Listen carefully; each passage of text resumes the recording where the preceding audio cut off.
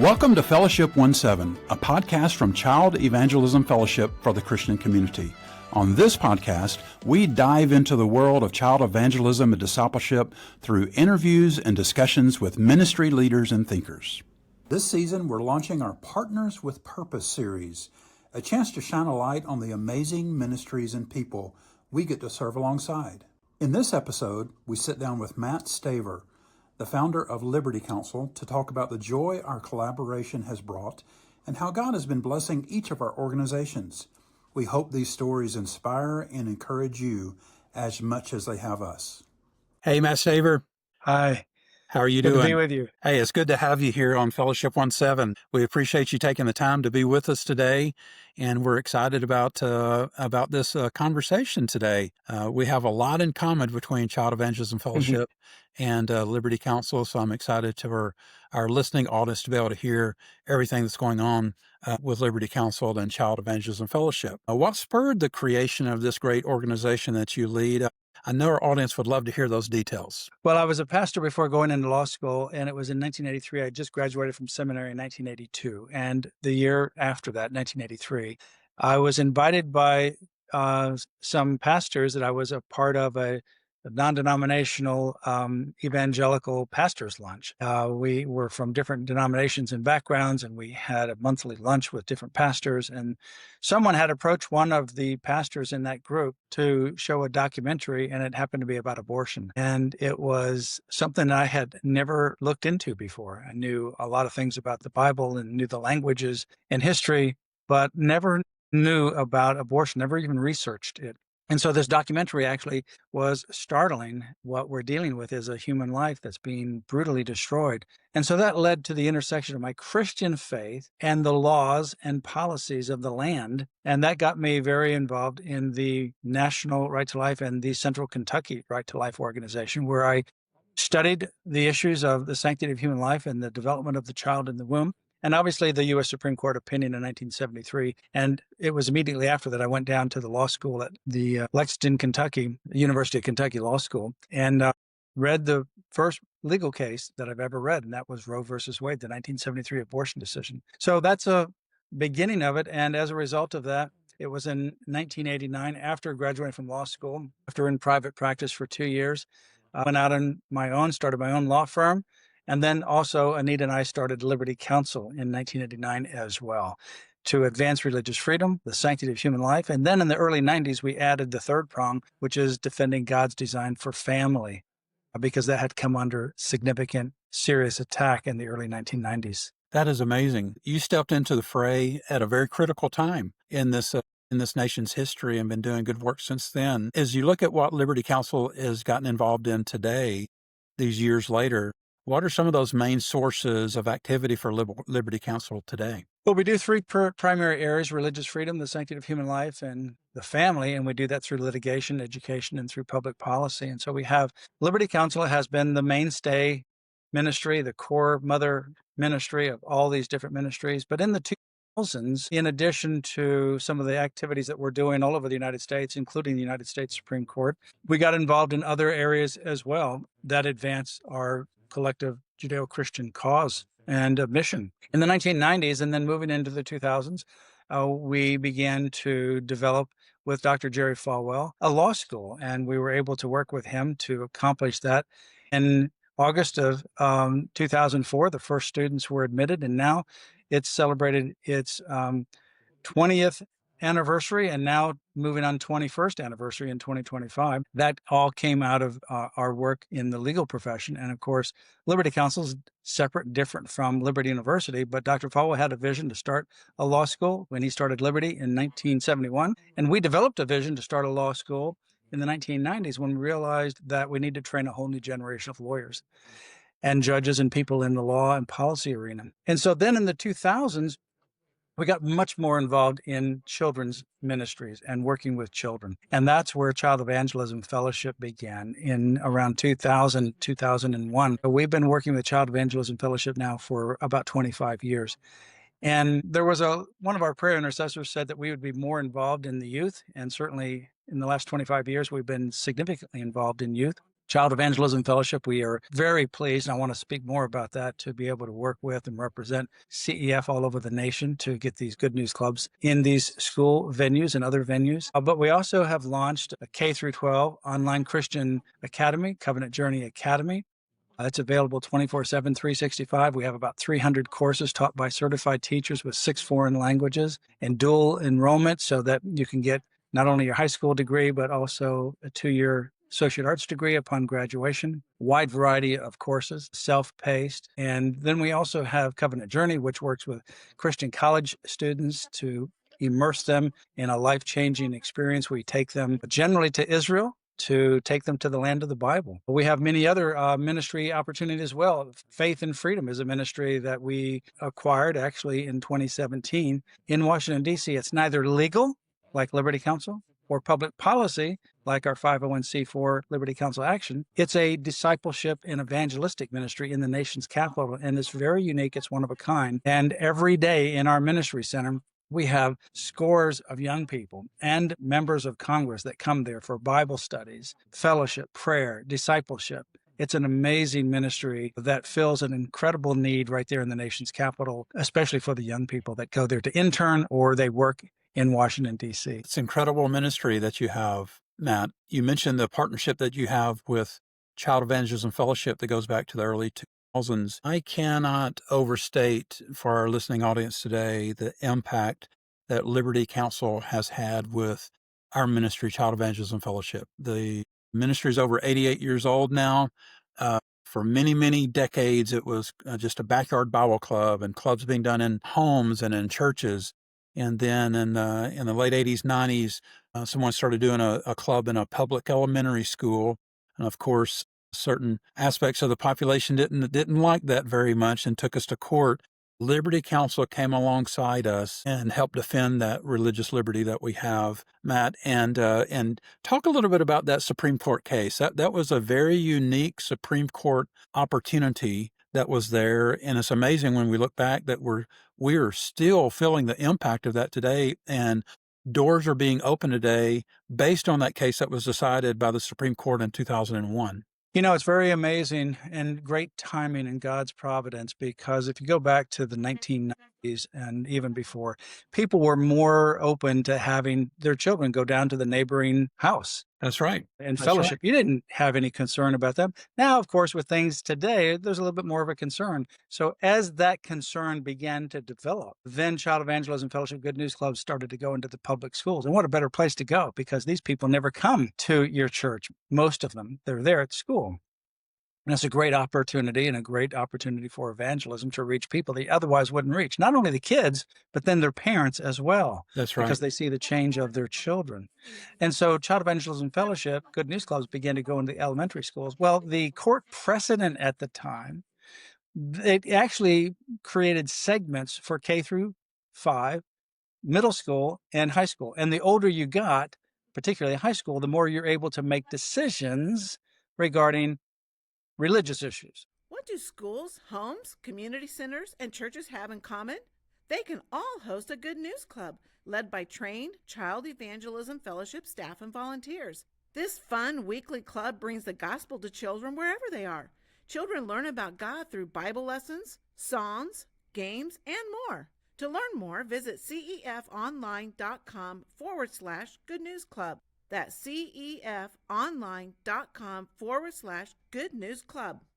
So a high schooler, the idea was, could discern the difference between the school establishing a religion, if you will, versus some private activity. So in other words, they could discern that after-school Bible club by students was a student-led organization. The school was just allowing you to meet on campus. It wasn't something that the school was pushing. Right.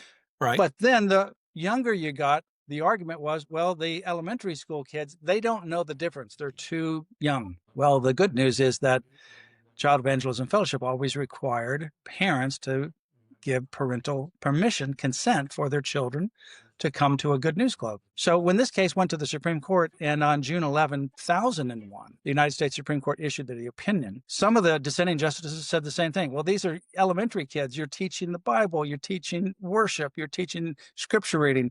Well, the majority opinion written by Justice Thomas said, yeah, that's right. So what? That's okay, because the schools allow these other secular clubs to come on campus.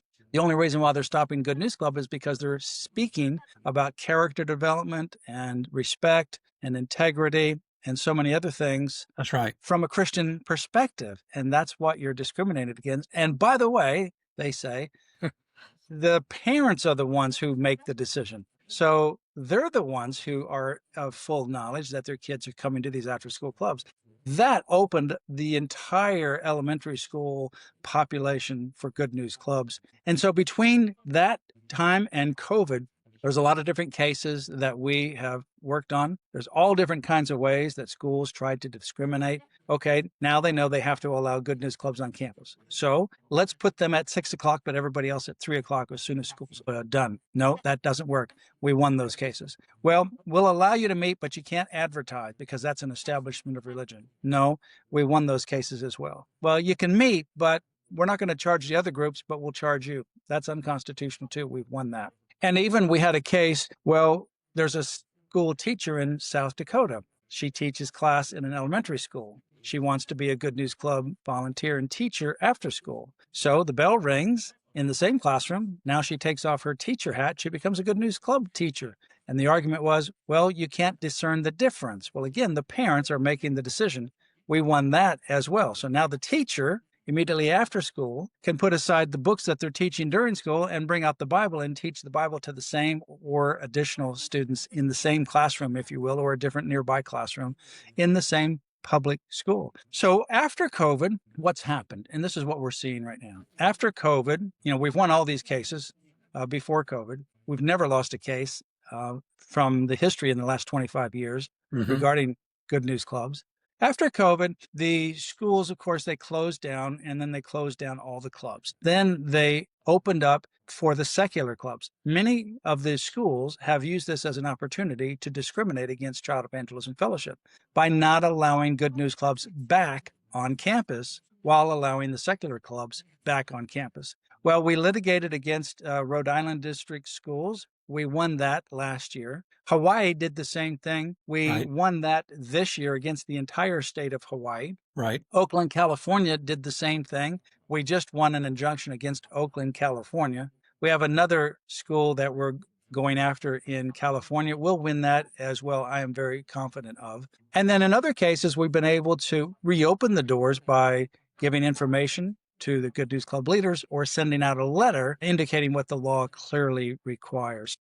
In closing, I would just say in terms of that, we've had amazing success by God's grace, but we are incredibly privileged to be able to partner with CEF. And the reason why, Jeff, is that we believe Child Evangelism Fellowship is the most effective ministry in the world, certainly the most effective Christian ministry in the world, the largest Christian ministry in the world, and obviously the largest Christian ministry in the world to children.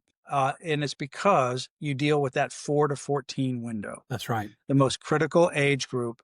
And that's why it's so important that every public school have a Good News Club on campus and that every church makes it their mission to support CEF, to make sure that they're funded, resources are there, and even volunteers are available, that churches of all places, they have the great opportunity for evangelism in their community at the elementary school levels, and the way to do it is through these Good News Clubs. That's why we love you as a partner, Matt, and that's why we love Liberty Counsel. We are on the same page. I have sat with boards of education who understand that ruling from 2001, or their boards of educations and directors of schools who don't know about that, and we're able to help them understand that because of the work that Liberty Counsel has done. And so thank you so much for the partnership in spreading the gospel that Liberty Counsel has shared with Child Evangelism Fellowship all of these years. We really could not do what we're doing without you.